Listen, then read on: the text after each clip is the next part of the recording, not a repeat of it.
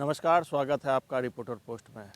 1932 खतियान आधारित स्थानीय नीति विधेयक राजभवन से लौटाए जाने के बाद झारखंड की राजनीति इन दिनों गर्म हो गई है।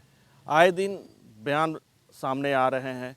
कल ही मुख्यमंत्री ने जोहार आभार यात्रा के दौरान बयान दिया कि गवर्नर का जो भी है झारखंड में नहीं चलेगा, जो यहाँ की चुनी हुई सरकार है जो वो जैसा चाहेगी वो होगा। हमारे साथ इस वक्त बात करने के लिए पूर्व मंत्री और रांची के विधायक सीपी सिंह हैं। इनसे जानते हैं। सर, मुख्यमंत्री का बयान आता है 1932 खतियान पे कि गवर्नर जो चाहेंगे वो नहीं होगा, जो चुनी हुई सरकार चाहेगी वो होगा। देखिए, ये बात सही है कि झारखंड के अंदर जनता ने माननीय मुख्यमंत्री हेमंत सोरेन के नेतृत्व वाली सरकार को जनादेश दिया। संविधान में स्पष्ट प्रावधान है कि माननीय मुख्यमंत्री के क्या अधिकार और कर्तव्य होंगे, माननीय राज्यपाल महोदय के अधिकार और कर्तव्य होंगे। दोनों एक दूसरे के जो कार्य है उसमें हस्तक्षेप नहीं कर सकते। वैसी स्थिति में इस तरह का चुनौती देना राज्यपाल को किसी दृष्टि से उचित नहीं है, क्योंकि जितने भी विधेयक पास होते हैं वो संपुष्टि के लिए माननीय राज्यपाल के पास भेजे जाते हैं और माननीय राज्यपाल उसको विधिवेताओं से, कानूनविदों से राय लेकर और फिर उसको यदि सही होता है तो संपुष्ट करते हैं, अन्यथा उसमें क्या खामियां हैं वो चिन्हित कर राज्य सरकार के पास भेज देते हैं। तो राज्य सरकार को चाहिए कि वो खामियों को देखकर सुधार कर और पूरा राज्यपाल के पास भेज दे। लेकिन ये चुनौती देना, तो मैं कहता हूँ कि माननीय मुख्यमंत्री जी, आप कहते हैं कि मैं जो चाहूँगा वही होगा, तो आप विधानसभा से जो भी पारित कराते हैं आप सीधे लागू कर दीजिए ना। अब मत भेजिए महामहिम राज्यपाल के पास, तब समझेंगे हम कि आप जो चाहेंगे वही होगा। अरे भैया, आप जो चाहिएगा वही होगा, राज्यपाल जो चाहेंगे वही होगा।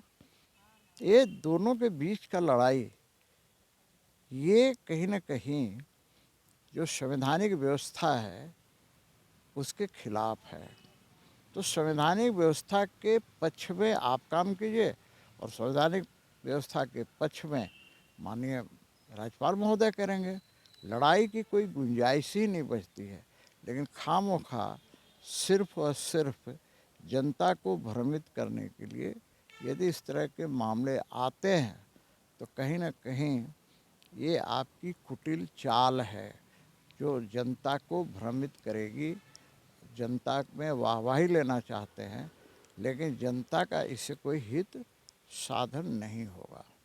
मुख्यमंत्री ने बीजेपी पे भी निशाना साधा है, जेएमएम ने भी निशाना साधा है, बाहरी पार्टी कहा है। साथ ही जेएमएम का कहना है कि राज्यपाल ने जो फंडामेंटल राइट है 12 से 35 तक संविधान में, उसमें 31B को छोड़ दिया है। 31B में जो बातें हैं कि जो राज्य का विधानमंडल है जो वो 9वीं अनुसूची में डालने के लिए विषय पारित करके भेजेगा, उस पर अनुमोदन देने की बात है, तो उसे नज़रअंदाज किया गया और हम लोग फिर से इस विधेयक को उसी रूप में भेजेंगे।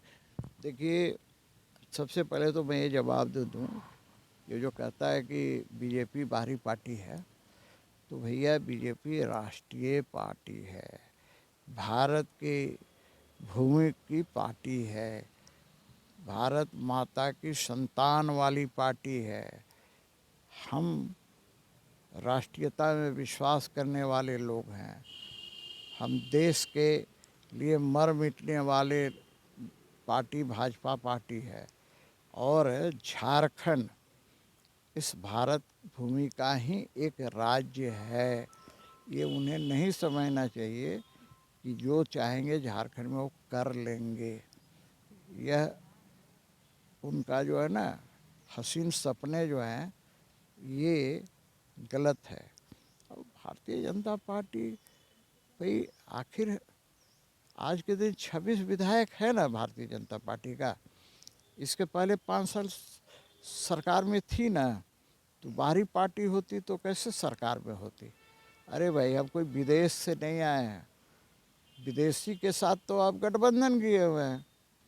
कांग्रेस का स्थापना एक अंग्रेज ने किया था और चेयरपर्सन कांग्रेस की श्रीमती सोनिया गांधी है, जो इटली के रहने वाले हैं, यानी इटालियन है। तो उनके साथ तो गठजोड़ आप किए हुए हैं।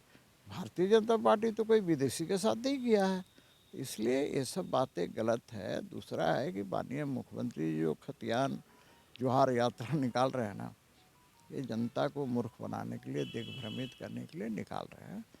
तो ये निकाले, इनका अधिकार है, लेकिन जनता के हित में काम करें, क्योंकि जनता ने इन्हें जनादेश दिया है। तो जनादेश तो आता और जाता रहता है, कोई ये परमानेंट रहने वाले पार्टी थोड़े हैं। अरे भाई, झारखंड को मैंने कई टुकड़ों में बंटते हुए देखा है, भाजपा ने तो आज तक नहीं बंटा।